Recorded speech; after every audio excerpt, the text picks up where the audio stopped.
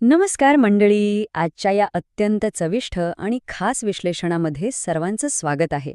आज आपण 4 अत्यंत भन्नाट, जुन्या आठवणींना उजाळा देणाऱ्या, दिसायला अतिशय सुंदर आणि तितक्याच पौष्टिक अशा आंब्याच्या पाककृतींचा एक अद्भुत प्रवास अनुभवणार आहोत. आता आंब्याचा विषय निघाला की तोंडाला पाणी सुटतंच, होय ना? चला तर मग लगेच सुरुवात करूया. हा आंबा केवळ एक फळ नाही, तर ती आपली एक निखळ भावना आहे. किती खरी आहे ना ही ओळ. उन्हाळ्याची गोड आठवण ही नेहमीच आपल्या बालपणाशी आणि या रसाळ आंब्याशी जोडलेली असते. हा केवळ एक ऋतू नाही, तर एक नॉस्टॅल्जिया आहे, जो आज आपण या वेगवेगळ्या पाककृतींमधून पुन्हा एकदा जगणार आहोत. तर आजचा आपला हा खास उन्हाळी मेनू असा असणार आहे. आपण पाहणार आहोत जुन्या आठवणींना उजाळा देणारी घरगुती मँगो फ्रुटी, त्यानंतर पौष्टिक layered mango cheesecake, mini choco mango bites आणि शेवटी कुरकुरीत कॅरमेल मँगो टोस्ट. एकंदरीत एका थंडगार पेयापासून ते अगदी कुरकुरीत स्नॅक्सपर्यंतचा हा चविष्ट प्रवास असणार आहे. क्रमांक 1. जुन्या आठवणींना उजाळा देणारी घरगुती मँगो फ्रुटी. बालपणाची ती आंबट गोड चव. या पहिल्या रेसिपी मागचा मुख्य उद्देश हाच आहे की बालपणीचं ते सर्वांचं लाडकं पेय आपण पुन्हा तयार करायचं, पण यावेळी कोणत्याही रसायनांशिवाय अगदी शुद्ध स्वरूपात. आता इथे सर्वात मनोरंजक गोष्ट कोणती माहितीये का? ती म्हणजे अर्धा कच्चा आंबा आणि खडीसाखरेचा केलेला अत्यंत हुशार वापर. खडीसाखर हा रिफाईन साखरेला एक उत्तम आरोग्यदायी पर्याय आहे आणि कच्च्या आंब्यामुळे आरोग्याशी कोणतीही तडजोड न करता अगदी बाजारात मिळणाऱ्या फ्रुटीसारखी ती अस्सल खट्टी-मिठी चव घरच्या घरी मिळवता येते. बनवण्याची पद्धत अगदी सोपी आहे. प्रथम आंबे आणि खडीसाखर 5 ते 7 मिनिटे उकळून घ्यायचे. थंड झाल्यावर ते मिक्सरमध्ये एकदम मऊ वाटून घ्यायचं. आणि इथे सर्वात महत्त्वाची पायरी येते, ती म्हणजे हे मिश्रण गाळणे. बाजारातल्या फ्रुटीसारखं तो अगदी मऊ आणि स्मूथ पोतं मिळवण्यासाठी हे गाळणं अत्यंत गरजेचं आहे. मग त्यात लिंबाचा रस, थंड पाणी आणि बर्फ घातला की काम झालं. आता फक्त चवच नाही, तर सादरीकरणही तितकंच महत्त्वाचं असतं. जेव्हा हे पेय उष्णता टिकवून ठेवणाऱ्या ब्लॅक सिरॅमिक पॉटमध्ये शिजवलं जातं आणि एखाद्या सुंदर रिब्ड ग्लास जगमधून आकर्षक ग्लासेसमध्ये बर्फासोबत सर्व्ह केलं जातं, तेव्हा तो थंड पेय पिण्याचा अनुभव खरोखरच दुप्पट होतो. क्रमांक 2. पौष्टिक लेयर्ड मँगो चीजकेक. आरोग्याशी तडजोड न करता उन्हाळ्याची मेजवानी. आपल्या या विश्लेषणातील हे मुख्य आकर्षण आहे.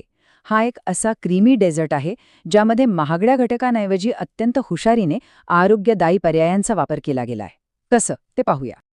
तर नेहमीचा पारंपरिक चीज केक बेस हा बिस्किटे आणि भरपूर बटर वापरून बनवला जातो, पण या रेसिपीने बेस पूर्णपणे बदलून टाकला आहे.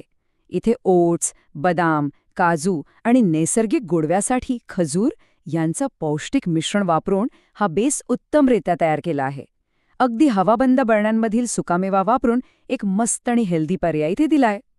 आणि फिलिंगबद्दल बोलायचं झालं तर पारंपरिक चीज केकमध्ये महागडं क्रीम चीज लागतं, पण इथे हनीकोम कढईमध्ये दूध आणि व्हिनेगर वापरून तयार केलेलं ताजं घरगुती पनीर म्हणजेच छेना, कंडेन्स मिल्क आणि आंब्याचा कोळ वापरला आहे. हा एक अत्यंत परवडणारा आणि तरीही अतिशय स्मूथ, क्रीमी फिलिंग देणारा अप्रतिम पर्याय आहे. आता ही वेळेशी निगडीत प्रक्रिया थोडी संयमाची आहे.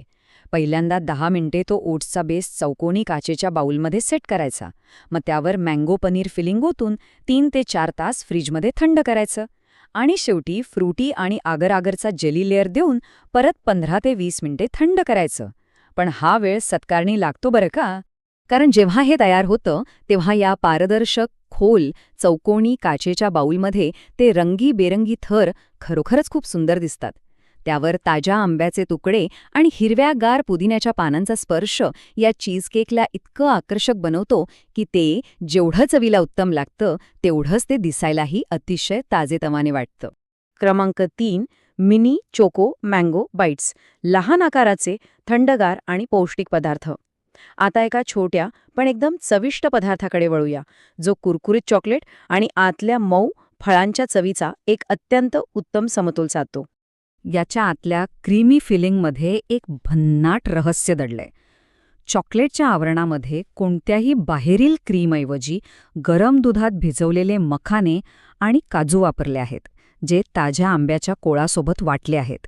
यामुळे अत्यंत नैसर्गिकरित्या एक क्रीमी आणि रिच पोत मिळतो. हे बाईट्स तयार करण्याची पद्धत 3 थरांची आहे. पहिल्यांदा मोल्डमध्ये वितळलेलं चॉकलेट लावून 5 मिनिटे फ्रीजमध्ये ठेवायचं. मग त्यावर मँगो नट मिश्रण भरायचं, क्लिंग रॅपने झाकायचं आणि गोठवायचं. शेवटी वरून पुन्हा चॉकलेटचा थर देऊन 5 मिनिटे थंड करायचं. इथे क्लिंग रॅप वापरण्याची युक्ती खूपच कमाल आहे. त्यामुळे मिश्रणात बर्फाचे खडे तयार होत नाहीत. 5 ते 6 तास. होय, साधारण 5 ते 6 तास हे फ्रीझरमध्ये ठेवणं आवश्यक आहे. तेव्हा कुठे या साध्या आणि पौष्टिक घटकांचं रूपांतर एका उत्कृष्ट प्रीमियम आईस्क्रीमसारख्या बाईटमध्ये होतं. क्रमांक 4.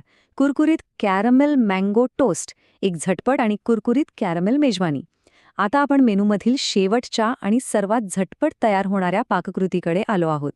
अचानक संध्याकाळी काहीतरी गोड खावंसं वाटलं तर हा एक परिपूर्ण उपाय आहे. यासाठी फक्त आंबे, मिल्क पावडर आणि अगदी थोडं पाणी एकत्र वाटून पेस्ट बनवायची. ब्रेडचे 2 स्लाइस बटरमध्ये सोनेरी रंगाचे होईपर्यंत भाजून घ्यायचे.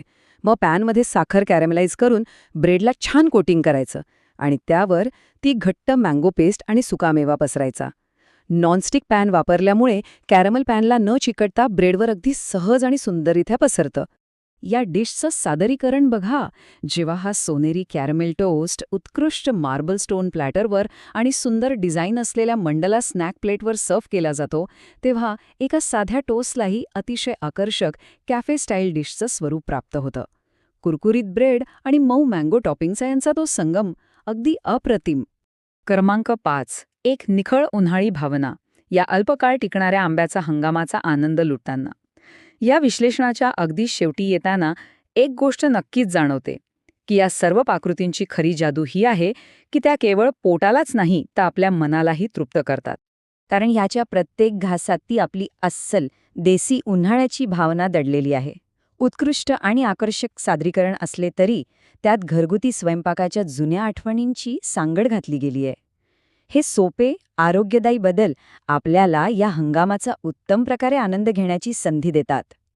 आता एक गोष्ट तर नक्की, आंब्याचा हंगाम खूप छोटा असतो. तो कधी संपेल सांगता येत नाही. मग प्रश्न असा पडतो की यापैकी कोणती जुन्या आठवणींना उजाळा देणारी पाककृती सर्वात आधी करून पाहिली जाईल. याचा नक्की विचार व्हावा आणि या उन्हाळ्याचा मनसोक्त आनंद घ्यावा. या विश्लेषणात सहभागी झाल्याबद्दल खूप खूप धन्यवाद.